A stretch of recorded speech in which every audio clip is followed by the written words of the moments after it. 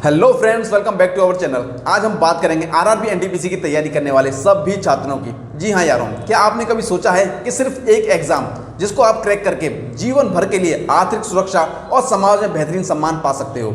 यारों, अगर आप आरआरबी एनटीपीसी की तैयारी कर रहे हो तो अब आपकी सरकारी नौकरी और भी ज़्यादा फायदेमंद हो गई है। मतलब सरकारी नौकरी का फायदा और भी ज़्यादा।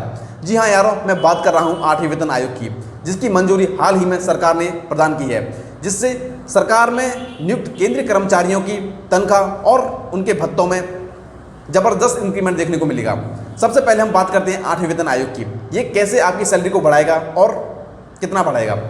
यारों, जो वेतन आयोग है वो सरकार द्वारा गठित एक निकाय है जो केंद्रीय कर्मचारियों की तनख्वाह, उनके भत्ते और पेंशन की समीक्षा करता है और उनमें होने वाले संशोधन के लिए अपनी रिपोर्ट सरकार को प्रस्तुत करता है। अगर हम 7वें वेतन आयोग को देखें तो वहाँ जब ये रिपोर्ट दी गई तो उनकी बेसिक सैलरी में 2.5 गुना तक का इजाफा हुआ। जी हाँ यारों, 2006 में जो लेवल 1 की बेसिक सैलरी थी वो 7,000 रुपये थी, वही सैलरी 2016 में 18,000 रुपये हो गई। मतलब 2.5 गुना से ज़्यादा का इंक्रीमेंट। अगर वर्तमान में फिटमेंट फैक्टर को देखा जाए तो जो वर्तमान में 18,000 की सैलरी है वो 51,000 रुपये हो जाएगी। जी हाँ यारों, 51,000 रुपये। अगर हम क्योंकि वर्तमान में फिटमेंट फैक्टर 2.87 का है, अगर हम 2.87 के फैक्टर को भी नहीं लेते हैं, ओनली 2.5 का फैक्टर लेते हैं, तो भी आपकी जो बेसिक सैलरी है लेवल 1 की वो 45,000 हो जाएगी। यारों, अगर मैं आपको थोड़ा डिटेल में बताऊं, अगर आपको 45,000 सैलरी अगर आपकी बेसिक है तो जो आपको अलाउंसेस के साथ सैलरी मिलेगी वो आपकी 60K से ऊपर की होगी। मतलब 60,000 से ज़्यादा की सैलरी आपको पहले ही महीने से मिलना प्रारंभ हो जाएगी। यारों, सबसे पहले हम 8वें वेतन आयोग के आपको फ़ायदे गिनाते हैं। सबसे पहला फ़ायदा है कि आपको अच्छी खासी मोटी सैलरी मिलेगी। आपको जो सैलरी में इंक्रीमेंट है 18,000 से 45,000 तक का आपकी बेसिक सैलरी बढ़ने की उम्मीद है। दूसरा, आपको जो अलाउंस मिलते हैं, अलाउंस में ज़बरदस्त इंक्रीमेंट देखने को मिलेगा।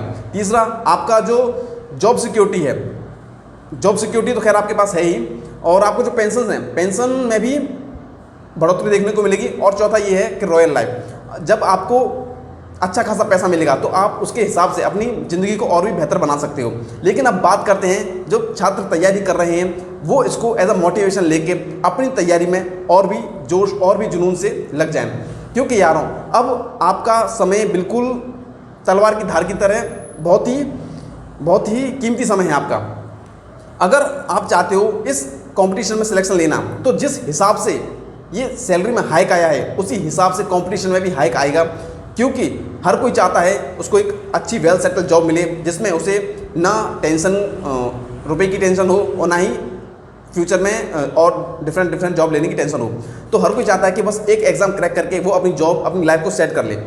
तो यारों, अब आपको करना क्या है, सबसे पहले मैं आपको बताता हूँ, अपनी जो स्टडी आप कर रहे हो उसको एक फिक्स टाइम टेबल के साथ अपनी स्टडी करो। सबसे पहले अपना एक स्ट्रॉन्ग टाइम टेबल बना लो जिसमें आपके सभी सब्जेक्ट कवर हो रहे हो।